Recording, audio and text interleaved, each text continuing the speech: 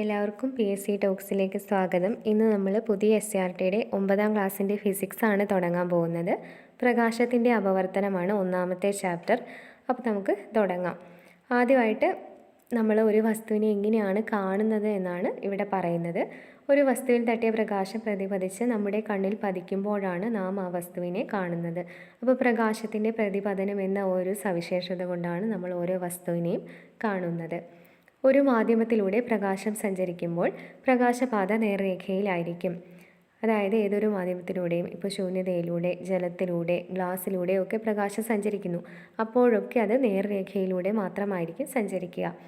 ഇനി ഒരു മാധ്യമത്തിൽ നിന്ന് അടുത്ത മാധ്യമത്തിലേക്ക് പ്രകാശം പോകുന്നു. അപ്പോഴെന്താണ് സംഭവിക്കുന്നത്? ഒരു മാധ്യമത്തിൽ നിന്ന് മറ്റൊരു മാധ്യമത്തിലേക്ക് പ്രകാശരശ്മി ചെരിഞ്ഞ് പ്രവേശിക്കുമ്പോൾ മാധ്യമങ്ങളുടെ വിഭജന തലത്തിൽ വെച്ച് അതിന് ദിശാവ്യതിയാനം സംഭവിക്കുന്നു. അപ്പോൾ നേർരേഖയിലൂടെയാണ് സഞ്ചരിക്കുന്നതെന്ന് പറഞ്ഞു. ഇനി വിഭജന തലം, അതായത് രണ്ട് മാധ്യമങ്ങളിൽ എങ്ങനെയാണ് സംഭവിക്കുന്നത്?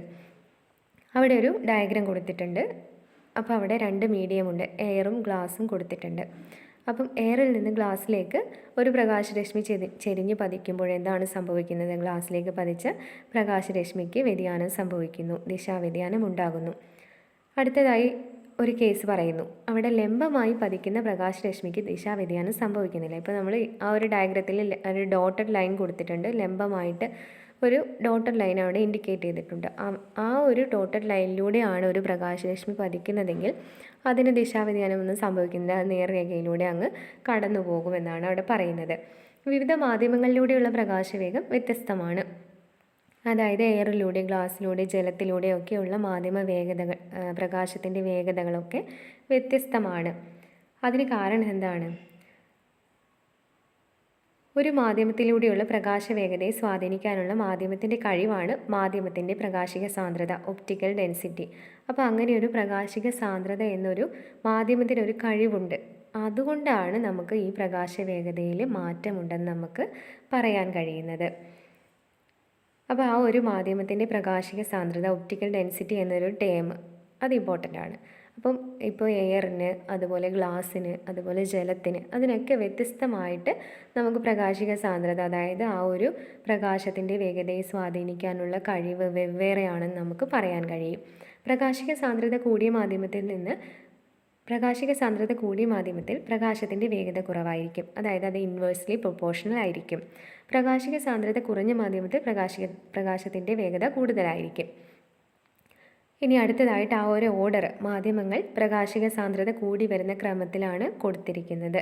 വായു, ജലം, ഗ്ലാസ്, വജ്രം, അങ്ങനെ കൂടി വരുന്നു. അപ്പോൾ ഏറ്റവും കുറവ് വായുവിനാണ്, അത് കഴിഞ്ഞ് ജലത്തിനാണ്, പിന്നീട് ഗ്ലാസ്. അപ്പോൾ ഏറ്റവും കൂടുതൽ ഏതിലാണ്? വജ്രത്തിലാണ്. പ്രകാശത്തിൻ്റെ സാന്ദ്രത, പ്രകാശിക സാന്ദ്രത ഏറ്റവും കൂടുതൽ വജ്രത്തിനാണ്. അപ്പോൾ അതിന് ആ ഒരു ഓർഡറിൽ നമുക്ക് നേരെ വിപരീത ക്രമത്തിൽ പ്രകാശത്തിൻ്റെ വേഗതയെ അറേഞ്ച് ചെയ്യാൻ പറ്റും. അപ്പോൾ ഏറ്റവും വേഗത കുറവ് വജ്രത്തിലൂടെ സഞ്ചരിക്കുമ്പോഴായിരിക്കും, ഏറ്റവും വേഗത കൂടുതൽ വായുവിലൂടെ സഞ്ചരിക്കുമ്പോഴായിരിക്കും. അതായത് ഇനി അടുത്തതായി നമ്മൾ അപവർത്തനം എന്നൊരു ടേമാണ് പഠിക്കുന്നത്. ഇത്രയും നേരം നമ്മൾ ചർച്ച ചെയ്ത ആ ഒരു പോയിന്റ് തന്നെ ഒരു മാധ്യമത്തിൽ നിന്ന് പ്രകാശിക സാന്ദ്രതയിൽ വ്യത്യാസമുള്ള മറ്റൊരു മാധ്യമത്തിലേക്ക് പ്രകാശം ചെരിഞ്ഞ് പ്രവേശിക്കുമ്പോൾ മാധ്യമങ്ങളുടെ വിഭജന തലത്തിൽ വെച്ച് അതിൻ്റെ ദിശയ്ക്ക് വ്യതിയാനം സംഭവിക്കുന്ന പ്രതിഭാസമാണ് അപവർത്തനം. അപ്പോൾ പ്രകാശത്തിൻ്റെ ഒരു സവിശേഷതയാണ് അപവർത്തനം. അതെങ്ങനെയാണ് സംഭവിക്കുന്നത്? രണ്ട് മാധ്യമങ്ങളുടെ ഇടയിലൂടെ ഒരു പ്രകാശരശ്മി കടന്നു പോകുമ്പോൾ അതിൻ്റെ ദിശയ്ക്ക് വ്യതിയാനം ഉണ്ടാകുന്നു. സിമ്പിളായിട്ട് നമുക്ക് അങ്ങനെ പറയാം. അപ്പോൾ അവിടെ refraction from air to glass എന്ന് പറഞ്ഞ് നമുക്കൊരു ഡയഗ്രാം തന്നിട്ടുണ്ട്. അവിടെ ഇൻസിഡൻറ്റ് റേ കൊടുത്തിട്ടുണ്ട്, അതായത് പതിക്കുന്ന പ്രകാശരശ്മി. എന്നിട്ട് നമ്മൾ ഗ്ലാസ്സിലൂടെ കടന്നു പോകുമ്പോൾ അവിടെ റിഫ്രാക്റ്റഡ് റേ ആയി മാറുന്നു. അങ്ങനെ അതിന് അവിടെ ദിശാവ്യതിയാനം ഉണ്ടാകുന്നു. എയർ റെയറർ മീഡിയം ആണെന്നോ അതുപോലെ ഗ്ലാസ് ഡെൻസർ മീഡിയം ആണെന്നോ അവിടെ കൊടുത്തിട്ടുണ്ട്. കാരണം എന്താണ്? എയറിന് ഒപ്റ്റിക്കൽ ഡെൻസിറ്റി കുറവാണ് ഏതിനേക്കാൾ? ഗ്ലാസ്സിനേക്കാൾ. അപ്പം ഗ്ലാസ് ഡെൻസർ മീഡിയം എന്നും എയർ റെയറർ മീഡിയം എന്നും അവിടെ ഒപ്റ്റിക്കൽ ഡെൻസിറ്റിയുടെ അടിസ്ഥാനത്തിൽ അവിടെ ബ്രാക്കറ്റിൽ കൊടുത്തിരിക്കുന്നു. അടുത്തതായി പതനരശ്മി എന്താണ്? രണ്ട് മാധ്യമങ്ങളുടെ വിഭജന തലത്തിലേക്ക് വന്ന് പതിക്കുന്ന പ്രകാശരശ്മിയാണ് പതനരശ്മി, അതായത് ഇൻസിഡൻ്റ് റേ. നമ്മൾ ഡയഗ്രത്തിൽ കണ്ടു ഇൻസിഡൻ്റ് റേ എന്താണ്. അടുത്തതായി അപവർത്തനത്തിന് വിധേയമാകുന്ന രശ്മിയാണ് അപവർത്തന രശ്മി. അതും ഡയഗ്രത്തിൽ നമ്മൾ കണ്ടു. അപവർത്തന രശ്മിക്കും പതനബിന്ദുവിലെ ലംബത്തിനും ഇടയിലുള്ള കോണാണ് അപവർത്തന കോൺ, ആംഗിൾ ഓഫ് റിഫ്രാക്ഷൻ. അവിടെ ആ ഒരു ഡയഗ്രത്തിൽ R എന്ന് നോട്ട് ചെയ്തിട്ടുണ്ട്. ഗ്ലാസിൻ്റെ ഉള്ളിലുള്ള ആ ഒരു കോണാണ് റിഫ്രാക്റ്റഡ് ആംഗിൾ ഓഫ് റിഫ്രാക്ഷൻ. ഇനി അടുത്തതായിട്ട് പതനരശ്മിക്കും പതനബിന്ദുവിലെ ലംബത്തിനും ഇടയിലുള്ള കോണാണ് പതനകോൺ ആംഗിൾ ഓഫ് ഇൻസിഡൻസ്. അവിടെ ഐ ഡിനോട്ട് ചെയ്തിട്ടുണ്ട്. ഫസ്റ്റത്തെ തന്നെ ആ കോണാണ് ഐ എന്നത്. പ്രകാശിക സാന്ദ്രത കൂടിയ മാധ്യമത്തിൽ നിന്ന് കുറഞ്ഞ മാധ്യമത്തിലേക്ക് പ്രകാശം ചെരിഞ്ഞ് പതിക്കുമ്പോൾ അപവർത്തന രശ്മി ലംബത്തിൽ നിന്ന് അകലുന്നു. അപ്പം നേരത്തെ നമ്മൾ ഡയഗ്രത്തിൽ കൊടുത്തതിൻ്റെ നേരെ ഓപ്പോസിറ്റ് സംഭവമാണ്, ഓപ്പോസിറ്റായിട്ടുള്ള സന്ദർഭമാണ് ഇവിടെ കൊടുത്തിരിക്കുന്നത്. അപ്പോൾ നമ്മൾ ഡയഗ്രത്തിൽ എന്തായിരുന്നു, ഇൻസിഡൻ്റ് റേ റിഫ്രാക്റ്റഡ് റേ ആയി മാറുമ്പോൾ ലംബത്തോട് അടുക്കുകയാണ് ചെയ്യുന്നത്.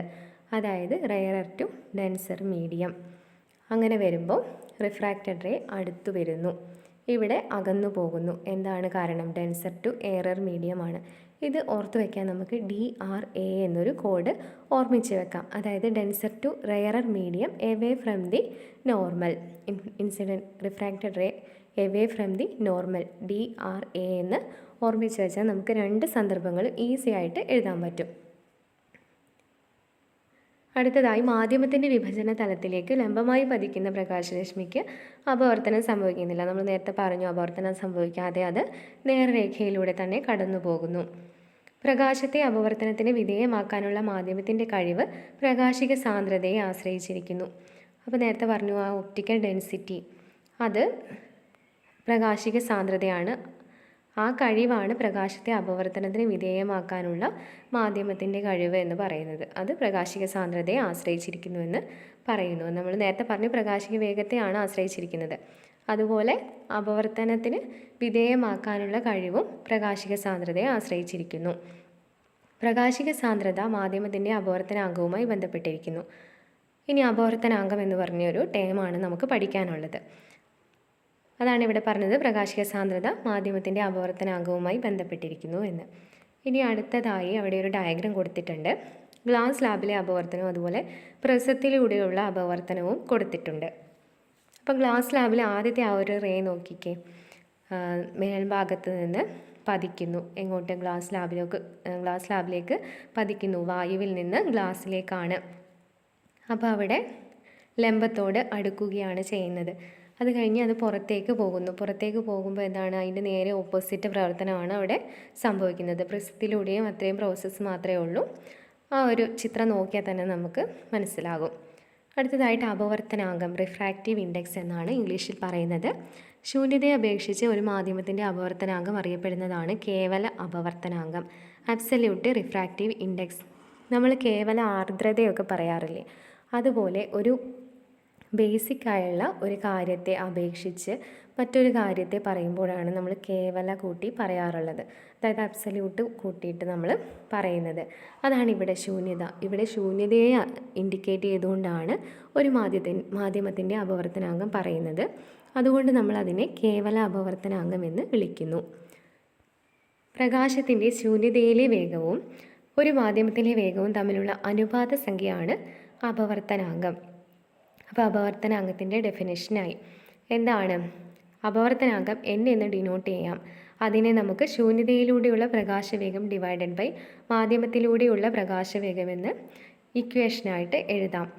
n=c/v എന്നവിടെ ഇക്വേഷനായിട്ട് നമ്മൾ എഴുതിയിരിക്കുന്നു. c ശൂന്യതയിലൂടെയുള്ള പ്രകാശവേഗവും v മാധ്യമത്തിലൂടെയുള്ള പ്രകാശവേഗവുമാണ്. നമുക്കറിയാം ശൂന്യതയിലെ ഒരു പ്രകാശത്തിൻ്റെ വേഗത കോൺസ്റ്റൻ്റ് ആയ ഒരു വാല്യൂ ആണ്. 3 × 10⁸ m/s ആണ് ആ കോൺസ്റ്റൻ്റ് വാല്യൂ. വൺ വേർഡ് ആയിട്ട് വേണമെങ്കിൽ PSCക്ക് ചോദിക്കാവുന്ന ഒരു ക്വസ്റ്റ്യൻ തന്നെയാണ്. അപവർത്തനാങ്കം കൂടുതലുള്ള മാധ്യമത്തിൽ പ്രകാശവേഗം കുറവായിരിക്കും.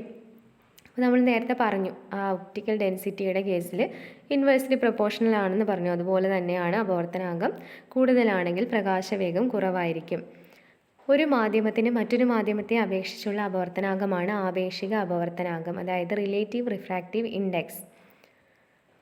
നമ്മളൊരു രണ്ട് മാധ്യമങ്ങൾ എടുക്കുന്നു, വായുവിലും അതുപോലെ ജലത്തിലും. അങ്ങനെ രണ്ടിനെയും കമ്പയർ ചെയ്തുകൊണ്ട് നമ്മൾ അപേക്ഷിച്ച് എന്ന് പറയുന്നതാണ് ആപേക്ഷിക അപവർത്തനാങ്കം. വായുവിനെ അപേക്ഷിച്ച് ജലത്തിലുള്ള അപവർത്തനാങ്കം എന്ന് പറയുമ്പോൾ നമുക്ക് ആപേക്ഷിക അപവർത്തനാങ്കം അവിടെ കിട്ടും. ആപേക്ഷിക സാന്ദ്രതയൊക്കെ പറയാറില്ലേ, അതുപോലെ തന്നെയാണ് ആപേക്ഷിക അപവർത്തനാങ്കവും പറയുന്നത്. അടുത്തതായിട്ട് അവിടെ ഒരു ബോക്സാണ്. ഇതിലെ വാല്യൂകളൊക്കെ നമ്മൾ കാണാതെ പഠിക്കണം. അപ്പോൾ മാധ്യമം പ്രകാശവേഗം, അപവർത്തനാങ്കം 3 കാര്യങ്ങളാണ് പഠിക്കാനുള്ളത്. വായുവിലെ പ്രകാശവേഗം ഒരു കോൺസ്റ്റൻ്റ് ആണ്, നമ്മൾ പറഞ്ഞു 3 × 10⁸ m/s ആണ്. അതിന് നമ്മൾ അപവർത്തനാങ്കത്തിൻ്റെ ഇക്വേഷനിലേക്ക് കൊടുക്കുമ്പോൾ n = c/v എന്ന് നമുക്ക് ഇക്വേഷൻ എഴുതിയിട്ട് സബ്സ്റ്റിറ്റ്യൂട്ട് ചെയ്ത് കഴിഞ്ഞാൽ 2 വാല്യൂ സെയിം ആയതുകൊണ്ട് തന്നെ 1 ആണ് അതിൻ്റെ വാല്യൂ കിട്ടുക. അപ്പോൾ n = 1 ആണ് വായുവിൻ്റെ കേസിൽ. അടുത്തതായി ഗ്ലാസിൻ്റെ പ്രകാശവേഗം 2 × 10⁸ m/s ആണ്. എന്നിൻ്റെ വാല്യൂ നമുക്ക് 3/2 × 10⁸ m/s കിട്ടും. അപ്പം വാല്യൂ നമുക്ക് 1.5 കിട്ടും. ജലമാണെങ്കിൽ പ്രകാശവേഗം 2.25 × 10⁸ ആണ്. എന്നിൻ്റെ വാല്യൂ 1.33. വജ്രത്തിൽ 1.25 × 10⁸ m/s പ്രകാശവേഗം. അന്നേരം നമ്മൾ എന്നിൻ്റെ വാല്യൂ ചെയ്ത് കഴിഞ്ഞാൽ 2.4 കിട്ടും. അപ്പോൾ വജ്രത്തിനാണ് ഏറ്റവും കൂടുതൽ n വാല്യൂ, അപവർത്തനാങ്കം ഏറ്റവും കൂടുതലുള്ളത് വജ്രത്തിനാണ്. 2.4 ആണ് ഏറ്റവും കുറവ്, വായുവിനാണ് 1 ആണ്.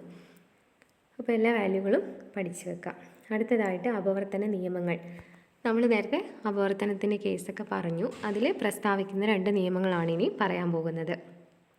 പ്രകാശം ഒരു മാധ്യമത്തിൽ നിന്ന് മറ്റൊരു മാധ്യമത്തിലേക്ക് പ്രവേശിക്കുമ്പോൾ പതനരശ്മി, അപവർത്തനരശ്മി, പതന ബിന്ദുവിലെ ലംബം എന്നിവ ഒരേ തലത്തിലായിരിക്കും. അപ്പോൾ നമ്മൾ ഒരു ഡയമെൻഷൻ പറയില്ലേ, 2D 3D ഒക്കെ പറയില്ലേ, അങ്ങനെയുള്ള ഒരു തലം ആ ഒരു ഡയമെൻഷനിലായിരിക്കും എന്നാണ് ഇവിടെ പറയുന്നത്.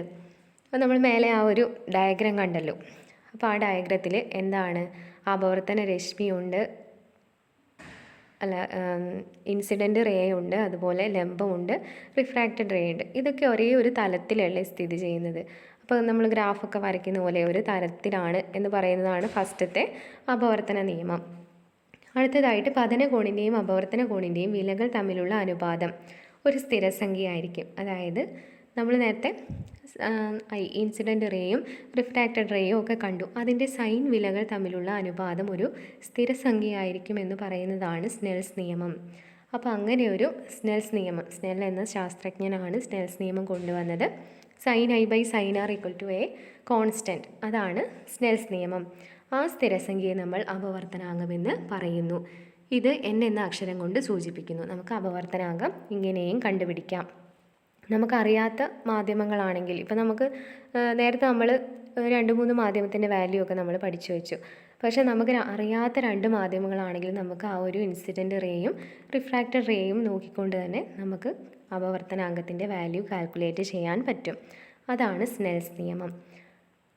അടുത്തതായി അപവർത്തനവുമായി ബന്ധപ്പെട്ട സന്ദർഭങ്ങൾ. അപ്പോൾ ഓരോ സന്ദർഭങ്ങളും നമ്മൾ പഠിച്ചു വെക്കാം. എന്താണെന്ന് വെച്ചാൽ ഇത് പ്രകാശത്തിൻ്റെ ഏത് സവിശേഷതയുമായി ബന്ധപ്പെട്ട സന്ദർഭമാണെന്ന് പരീക്ഷയ്ക്ക് ചോദിക്കാം. ആദ്യത്തെ സന്ദർഭം ഏതാണ്? ജലത്തിലിരിക്കുന്ന സ്ട്രോ ഒടിഞ്ഞതായി തോന്നുന്നു. നമ്മളൊരു ഗ്ലാസ്സിൽ വെള്ളമൊക്കെ നിറച്ച് സ്ട്രോയോ അല്ലെങ്കിൽ സ്പൂണോ ഒക്കെ ഇട്ട് വെച്ച് കഴിഞ്ഞാൽ പുറത്തുനിന്ന് നോക്കുമ്പോൾ നമുക്കത് ഒടിഞ്ഞിരിക്കുന്നതായി തോന്നും.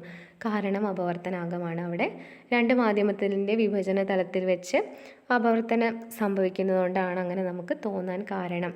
ട്രഫിലെ വെള്ളത്തിനടിയിൽ അടിയിൽ സ്ഥിതി ചെയ്യുന്ന ഒരു നാണയം ഒരു വശത്ത് നിന്ന് നോക്കിക്കൊണ്ട് എടുക്കാൻ എളുപ്പം കഴിയുന്നില്ല. അപ്പോൾ ആ നാണയം ഏത് സ്ഥാനത്താണ് ഇരിക്കുന്നതെന്ന് നമുക്ക് കൺഫ്യൂഷൻ തോന്നും. അതുകൊണ്ടാണ് നമുക്ക് എടുക്കാൻ കഴിയാത്തത്. ജലത്തിനടിയിൽ കിടക്കുന്ന നാണയത്തൊട്ട് ഉയർന്നു നിൽക്കുന്നതായി തോന്നുന്നു. അവിടെ അങ്ങനെയാണ്, ആ ഒരു സ്ഥാനം എവിടെയാണെന്ന് നമുക്ക് മനസ്സിലാവുന്നില്ല. അക്ഷരങ്ങൾക്ക് മുകളിൽ ഗ്ലാസ് സ്ലാബ് വയ്ക്കുമ്പോൾ അക്ഷരങ്ങൾ ഉയർന്നിരിക്കുന്നതായി തോന്നുന്നു. ഗ്ലാസ് സ്ലാബോ അല്ലെങ്കിൽ ഒരു ഗ്ലാസ്സിൽ വെള്ളമോ ഒക്കെ എടുത്ത് വെച്ച് നോക്കിയാൽ നമുക്ക് അങ്ങനെ തന്നെ തോന്നും. അതിനൊക്കെ കാരണം അപവർത്തനമാണ്. ഒരു ജലാശയത്തിൻ്റെ അടിത്തട്ട് അകലെ നിന്ന് നോക്കുമ്പോൾ അടുത്തു നിന്ന് നോക്കുന്നതിനേക്കാൾ കൂടുതൽ ഉയർന്നതായി തോന്നുന്നു. അമ്പെയ്ത് മീൻ പിടിക്കുന്നവർ മീനിനെ കാണുന്നിടത്ത് നിന്ന് അല്പം താഴേക്കാണ് അമ്പെയ്യുന്നത്. സൂര്യൻ പടിഞ്ഞാറ് ചക്രവാളം കടന്നു പോയതിന് ശേഷവും സൂര്യബിംബം അല്പസമയം കൂടി കാണാൻ കഴിയുന്നു. രാവിലെ കിഴക്കൻ ചക്രവാളത്തിൽ എത്തുന്നതിന് അല്പം മുമ്പ് സൂര്യനെ കാണാൻ കഴിയുന്നു. അപ്പോൾ സൂര്യൻ വരുന്നതിനും പോകുന്നതിനും മുമ്പ് നമുക്ക് ആ ഒരു വെളിച്ചം കാണാൻ കഴിയുന്നു. അതിനൊക്കെ കാരണം അപവർത്തനമാണ്. അടുത്തതായി നക്ഷത്രങ്ങൾ മിന്നിത്തിളങ്ങാൻ കാരണം എന്താണ്? അപവർത്തനമാണ്. അപവർത്തനം എന്ന പ്രകാശത്തിൻ്റെ പ്രതിഭാസമാണ് അതിന് പിന്നിൽ. കാരണം എന്താണ്? നക്ഷത്രങ്ങളിൽ പ്രകാശരശ്മി നേർരേഖയിൽ സഞ്ചരിച്ചല്ല നമ്മുടെ കണ്ണിലെത്തുന്നത്. അപ്പോൾ വിവിധ തലങ്ങളിലൂടെ സഞ്ചരിച്ചാണ് നമ്മുടെ കണ്ണിൽ നക്ഷത്രത്തിൽ നിന്നുള്ള പ്രകാശരശ്മി എത്തുന്നത്. അന്തരീക്ഷത്തിൻ്റെ വിവിധ പാളികളുടെ ഭൗതിക സാഹചര്യം മാറിക്കൊണ്ടിരിക്കുന്നതിനാൽ മാധ്യമത്തിൻ്റെ പ്രകാശിക സാന്ദ്രത വ്യത്യാസപ്പെടുന്നു. മാധ്യമത്തിൻ്റെ പ്രകാശിക സാന്ദ്രത മാറിക്കൊണ്ടിരിക്കുന്നതിനാൽ നക്ഷത്രങ്ങളിൽ നിന്ന് വരുന്ന പ്രകാശകിരണങ്ങൾ പലതവണ ക്രമരഹിത അപവർത്തനത്തിന് ശേഷമാണ് നമ്മുടെ കണ്ണിലെത്തുന്നത്. അപ്പോൾ അവിടെ ഉണ്ടാകുന്ന ക്രമരഹിതമായ അപവർത്തനമാണ് അതിന് പിന്നിൽ. ക്രമരഹിത അപവർത്തനത്തിന് ശേഷം പ്രകാശകിരണങ്ങൾ കണ്ണിലെത്തുന്നതിനാൽ നക്ഷത്രത്തെ ഒരേ സ്ഥാനത്ത് തുടർച്ചയായി കാണാൻ കഴിയാത്തതാണ് നക്ഷത്രത്തിൻ്റെ മിന്നിത്തിളക്കത്തിന് കാരണം. അപ്പോൾ നേരത്തെ നമ്മൾ പറഞ്ഞ പോലെ തന്നെ നമുക്ക് ആ ഒരു കാഴ്ചയിലുണ്ടായ ആ ഒരു കൺഫ്യൂഷൻ ഇല്ലേ, അത് ഇവിടെയും ഉണ്ടാകുന്നു. വിവിധ അന്തരീക്ഷ പാളികളിലൂടെ സഞ്ചരിക്കുമ്പോൾ വിവിധ തലങ്ങളിൽ അപവർത്തനം സംഭവിക്കുന്നത് കൊണ്ട് തന്നെ നമുക്ക് തുടർച്ചയായി ഒരു സ്ഥാനത്ത് നക്ഷത്രത്തെ കാണാൻ കഴിയുന്നില്ല. അതുകൊണ്ട് അത് മിന്നിത്തിളങ്ങുന്നതായിട്ട് തോന്നുന്നു. അടുത്തതായി പ്രകാശത്തിൻ്റെ മറ്റൊരു പ്രതിഭാസമാണ് പൂർണ്ണാന്തര പ്രതിപതനം, ടോട്ടൽ ഇൻറ്റേർണൽ റിഫ്ലക്ഷൻ. എന്താണ് നമുക്ക് നോക്കാം. അപ്പോൾ നമ്മൾ ആ ഒരു ഡയഗ്രാം കണ്ടിരുന്നല്ലോ, പതനകോണും അപവർത്തന കോണും ഒക്കെ ഉള്ള ഡയഗ്രാം. അപ്പോൾ പതനകോണിൻ്റെ അളവ് ക്രമമായി കൂടുമ്പോൾ അപവർത്തന കോണും കൂടി വരുന്നു. അപ്പോൾ അങ്ങനെ ഒരു രണ്ടും അനുപാതത്തിൽ അങ്ങനെ കൂടി വരുന്നുണ്ട്. പതനകോൺ ഒരു നിശ്ചിത അളവിനേക്കാൾ കൂടുമ്പോൾ പതനരശ്മി പൂർണ്ണമായും സാന്ദ്രത കൂടിയ മാധ്യമത്തിലേക്ക് തന്നെ പ്രതിപതിക്കുന്നു. പ്രകാശരശ്മി പ്രകാശിക സാന്ദ്രത കൂടിയ മാധ്യമത്തിൽ നിന്ന് പ്രകാശിക സാന്ദ്രത കുറഞ്ഞ മാധ്യമത്തിലേക്ക് കടക്കുമ്പോൾ അപവർത്തന കോൺ 90 ഡിഗ്രി ആകുന്ന സന്ദർഭത്തിലെ പതന കോണാണ് ക്രിട്ടിക്കൽ ആംഗിൾ. അപ്പോൾ ഈ ക്രിട്ടിക്കൽ ആംഗിൾ വരുമ്പോൾ മാത്രമാണ് അവിടെ ടോട്ടൽ ഇൻറ്റേർണൽ റിഫ്ലക്ഷൻ എന്നൊരു പ്രതിഭാസം നടക്കുന്നത്. ക്രിട്ടിക്കൽ ആംഗിൾ വരാനുള്ള കാരണങ്ങൾ എന്തൊക്കെയാണ്? സാഹചര്യം എങ്ങനെയാണ്? പ്രകാശരശ്മി പ്രകാശിക സാന്ദ്രത കൂടിയ മാധ്യമത്തിൽ നിന്ന് കുറഞ്ഞ മാധ്യമത്തിലേക്ക് കടക്കുന്നു. ഇപ്പോൾ ഗ്ലാസ്സിൽ നിന്ന് എയറിലേക്ക് കടക്കുന്നു. അപ്പോഴാണ് അപവർത്തന കോൺ 90 ആകുന്നു. അങ്ങനെ ആ ഒരു സന്ദർഭത്തിൽ അപവർത്തന കോൺ 90 ആകുന്നു. ആ സമയത്തെ പതനകോണാണ് ക്രിട്ടിക്കൽ കോൺ. അപ്പോൾ അപവർത്തന കോൺ 90 ആകുന്ന സമയത്തെ പതനകോൺ ഏതാണോ അതാണ് ക്രിട്ടിക്കൽ കോൺ, ക്രിട്ടിക്കൽ ആംഗിൾ. ക്രിട്ടിക്കൽ കോൺ പ്രസ്താവിക്കുമ്പോൾ ജോഡികളായി പറയാതെ ഏതെങ്കിലും ഒരു മാധ്യമം മാത്രമേ സൂചിപ്പിക്കുന്നുള്ളൂ എങ്കിൽ രണ്ടാമത്തെ മാധ്യമം വായു അല്ലെങ്കിൽ ശൂന്യതയായിരിക്കും. അപ്പോൾ അങ്ങനെ ഒരു കോൺസ്റ്റൻ്റ് ആയിട്ടുള്ള ഒരു നിയമമാണ് വായുവോ ശൂന്യതയോ ആയിട്ട് പരിഗണിക്കണം എന്നുള്ളത്. ഗ്ലാസ് വായു ജോഡിയിൽ, അതായത് സാന്ദ്രത കൂടിയ മാധ്യമം ഗ്ലാസ്, കുറഞ്ഞ മാധ്യമം വായു. ഗ്ലാസിൻ്റെ ക്രിട്ടിക്കൽ കോൺ 42 ഡിഗ്രിയാണ്. അപ്പം ഗ്ലാസ് വായു ജോഡിയിൽ കൂട്ടുമ്പോൾ നമ്മൾ ഗ്ലാസിൻ്റെ ക്രിട്ടിക്കൽ കോൺ 42 ഡിഗ്രിയാണ്. ജലം വായു ജോഡിയിൽ ജലത്തിൻ്റെ ക്രിട്ടിക്കൽ കോൺ 48.6 ഡിഗ്രി. സാന്ദ്രത കൂടിയ മാധ്യമം ജലവും സാന്ദ്രത കുറഞ്ഞ മാധ്യമം വായുവുമാണ്. അപ്പം വായുവിൻ്റെ കാര്യം നമ്മളവിടെ പ്രത്യേകം പറഞ്ഞില്ലെങ്കിൽ കുഴപ്പമില്ല. ജലത്തിൻ്റെ ക്രിട്ടിക്കൽ കോൺ നമുക്ക് ഇതിനു മുമ്പും വൺ വേർഡ് ആയിട്ട് ചോദ്യം വന്നിട്ടുണ്ട്. 48.6 ആണ് അതിൻ്റെ വാല്യൂ. അപ്പോൾ ആ രണ്ട് വാല്യൂകൾ 42 ഡിഗ്രിയും പഠിക്കണം, 48.6ഉം പഠിക്കണം. പ്രകാശിക സാന്ദ്രത കൂടിയ മാധ്യമത്തിൽ നിന്ന് കുറഞ്ഞ മാധ്യമത്തിലേക്ക് ക്രിട്ടിക്കൽ കോണിനേക്കാൾ കൂടിയ പതനകോണിൽ പ്രകാശരശ്മി സഞ്ചരിക്കുമ്പോൾ ആ രശ്മി അപവർത്തനത്തിന് വിധേയമാകാതെ പൂർണ്ണമായും അതേ മാധ്യമത്തിലേക്ക് പ്രതിപദിക്കുന്ന പ്രതിഭാസമാണ് പൂർണ്ണാന്തര പ്രതിപതനം. അപ്പോൾ ക്രിട്ടിക്കൽ കോണിൻ്റെ കാര്യം നമ്മൾ നേരത്തെ പറഞ്ഞു. അപ്പോൾ ആ ഒരു ക്രിട്ടിക്കൽ കോണിനേക്കാൾ കൂടിയ പതനകോണിൽ പ്രകാശരശ്മി സഞ്ചരിക്കുമ്പോൾ അവിടെ അപവർത്തനം സംഭവിക്കുന്നില്ല. നേരെ മറിച്ച് ആ രശ്മി പൂർണ്ണമായും അതേ മാധ്യമത്തിലേക്ക് പ്രതിപദിക്കുന്നു. അതാണ് പൂർണ്ണാന്തര പ്രതിപതനം. പൂർണ്ണാന്തര പ്രതിപതനം സംഭവിക്കാൻ ആവശ്യം വേണ്ട സാഹചര്യങ്ങൾ എന്തൊക്കെയാണ്? പ്രകാശരശ്മി സഞ്ചരിക്കുന്നത് പ്രകാശിക സാന്ദ്രത കൂടിയ മാധ്യമത്തിൽ നിന്ന് കുറഞ്ഞ മാധ്യമത്തിലേക്കായിരിക്കണം. അതാണ് ഫസ്റ്റ് കണ്ടീഷൻ. പതനകോൺ ക്രിട്ടിക്കൽ കോണിനേക്കാൾ കൂടുതലായിരിക്കണം. അപ്പോൾ നമ്മൾ ക്രിട്ടിക്കൽ കോണിൻ്റെ ഡെഫിനേഷനൊക്കെ പഠിച്ചു. അപ്പോൾ അതിനുശേഷം പതനകോൺ ക്രിട്ടിക്കൽ കോണിനേക്കാൾ കൂടുതലുള്ള ഒരു വാല്യൂ ആയിരിക്കണം. അപ്പോൾ ഈ രണ്ട് സാഹചര്യങ്ങൾ ഒത്തു വന്നാൽ മാത്രമേ അവിടെ എന്ത് നടക്കുകയുള്ളൂ? ടോട്ടൽ ഇൻറ്റേർണൽ റിഫ്ലക്ഷൻ നടക്കുകയുള്ളൂ. പെരിസ്കോപ്പിൽ പ്രയോജനപ്പെടുത്തിയിരിക്കുന്ന പ്രതിഭാസമാണ് പൂർണ്ണാന്തര പ്രതിപതനം. അപ്പം പെരിസ്കോപ്പിലെ ദർപ്പണം ഏതാണെന്നൊക്കെ ചോദിക്കാറുണ്ട്. കാലിഡോസ്കോപ്പ്, പെരിസ്കോപ്പ്, ഇതിലൊക്കെ സമതല ദർപ്പണമാണ് ഉപയോഗിക്കുന്നതെന്ന് നമ്മൾ പഠിച്ചിട്ടുണ്ട്. അപ്പോൾ അതിൽ ഉപയോഗിക്കുന്ന പ്രകാശ പ്രതിഭാസമാണ് പൂർണ്ണാന്തര പ്രതിപതനം. പെരിസ്കോപ്പിലെ ദർപ്പണങ്ങളുടെ അല്ലെങ്കിൽ പ്രിസങ്ങളുടെ എണ്ണം 2. പെരിസ്കോപ്പിൽ ദർപ്പണങ്ങൾ അല്ലെങ്കിൽ പ്രിസങ്ങൾ ക്രമീകരിച്ചിരിക്കുന്ന കോണളവ് 45 ഡിഗ്രി. അപ്പോൾ 45 ഡിഗ്രിയിൽ വെച്ചാൽ മാത്രമേ നമുക്ക് ആ ഒരു ടോട്ടൽ ഇൻറ്റേർണൽ റിഫ്ലക്ഷൻ അവിടെ നടക്കുകയുള്ളൂ. അതുകൊണ്ടാണ് 45 ഡിഗ്രിയിൽ വെച്ചിരിക്കുന്നത്. ജലോപരിതലത്തിലേക്ക് നോക്കുന്ന ഒരാൾക്ക് അക്വേറിയത്തിൻ്റെ അടിത്തട്ട് ജലോപരിതലത്തിൽ കാണപ്പെടാൻ കാരണമായ പ്രതിഭാസമാണ് പൂർണ്ണാന്തര പ്രതിപതനം. അപ്പോൾ ഈ ഒരു സാഹചര്യം നമ്മൾ നേരത്തെ അപവർത്തനത്തിൻ്റെ സന്ദർഭങ്ങളൊക്കെ പഠിച്ചല്ലോ, അതുപോലെ പൂർണ്ണാന്തര പ്രതിപതനത്തിൻ്റെ ഈ ഒരു സന്ദർഭം ഇമ്പോർട്ടൻ്റ് ആണ്. ജലോപരിതലത്തിൽ നിന്ന് അക്വേറിയത്തിൻ്റെ അടിത്തട്ടിലേക്കുള്ള ദൂരവും പൂർണ്ണാന്തര പ്രതിപതനം മൂലമുണ്ടായ പ്രതിബിംബത്തിലേക്കുള്ള ദൂരവും തുല്യമാണ്.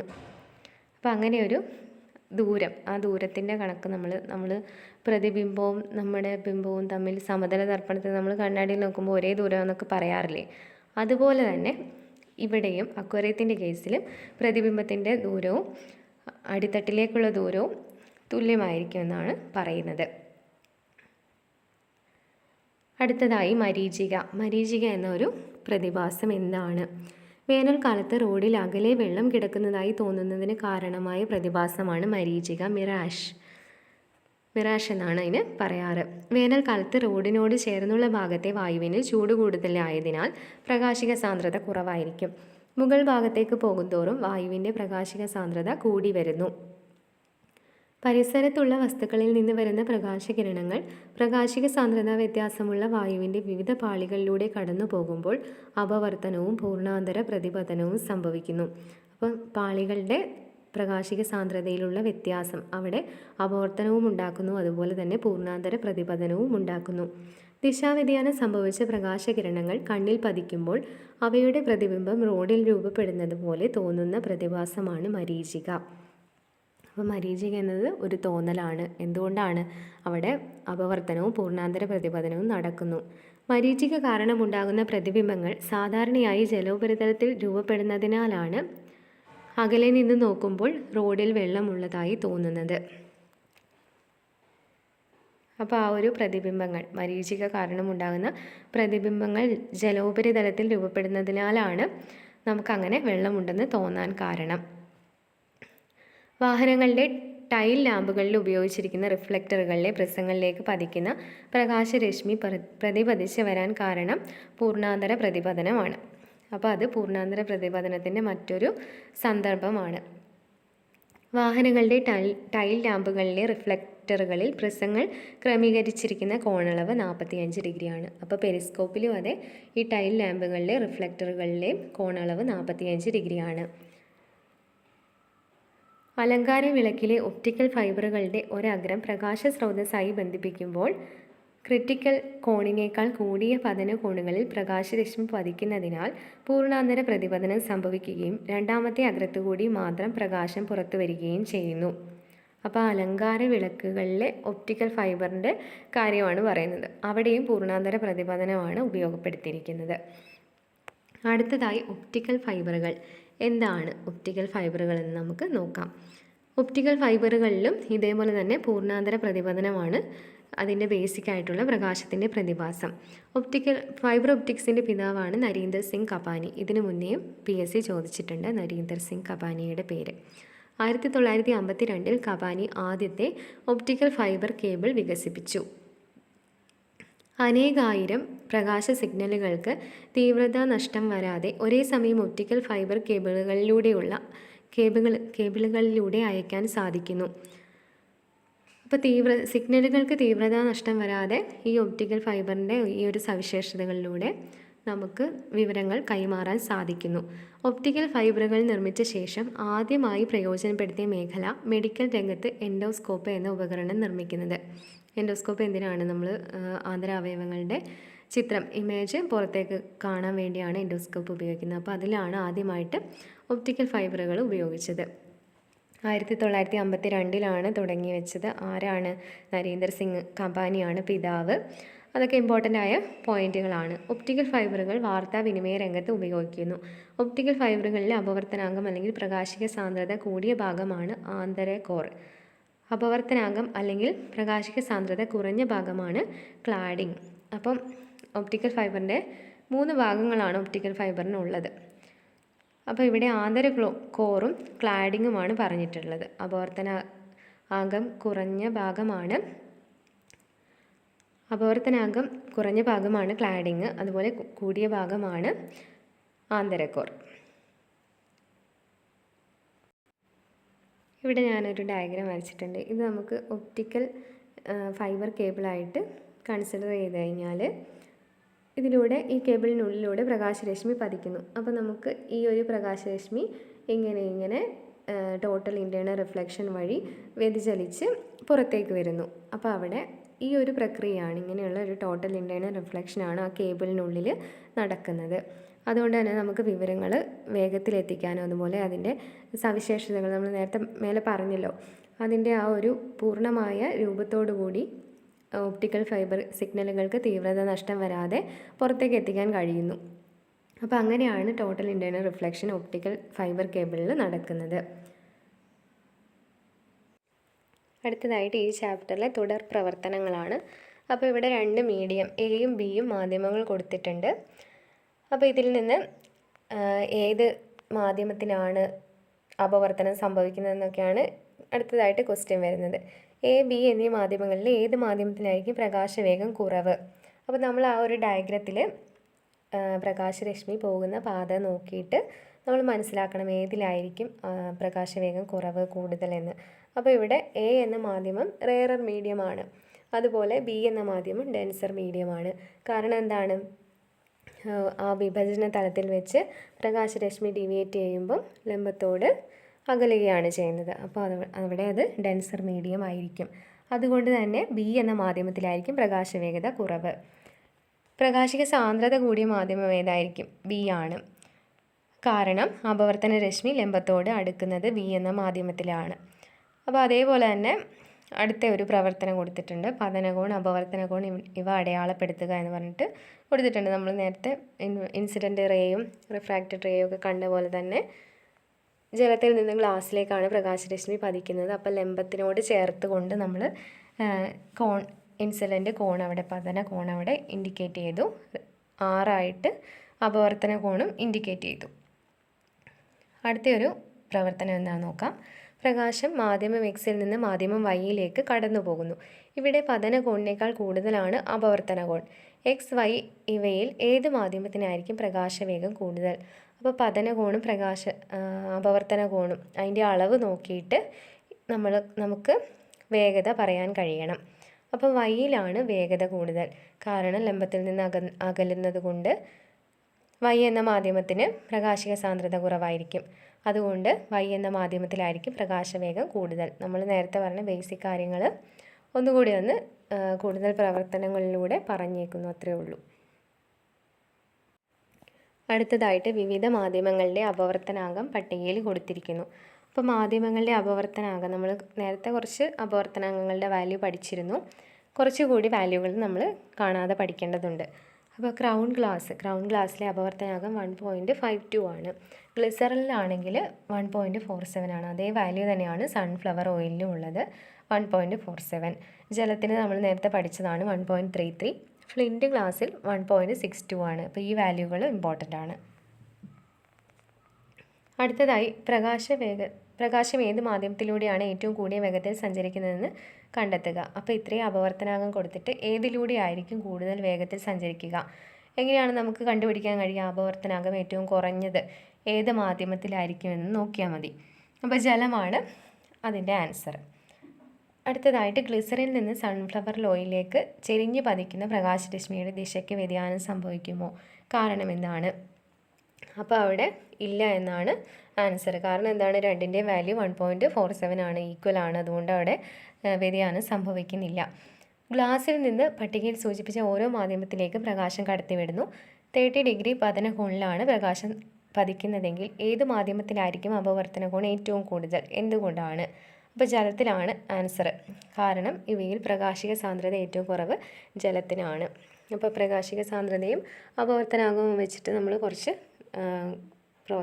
കുറച്ച് കാര്യങ്ങൾ പറഞ്ഞു, തുടർ പ്രവർത്തനങ്ങളിൽ പറഞ്ഞു. അടുത്തതായിട്ട് ചിത്രം നിരീക്ഷിക്കുക.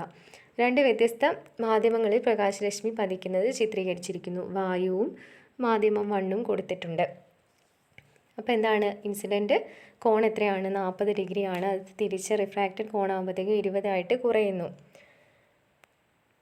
അടുത്ത ആ ഒരു വായുവും മാധ്യമം 1ഉം അടുത്ത് ഇതിൽ കൊടുത്തേക്കുന്നത് 40 ഡിഗ്രിയാണ്, പിന്നെ 30 ഡിഗ്രി ആയിട്ട് കൂടുന്നു. അപ്പോൾ ഏത് മാധ്യമത്തിനാണ് പ്രകാശിക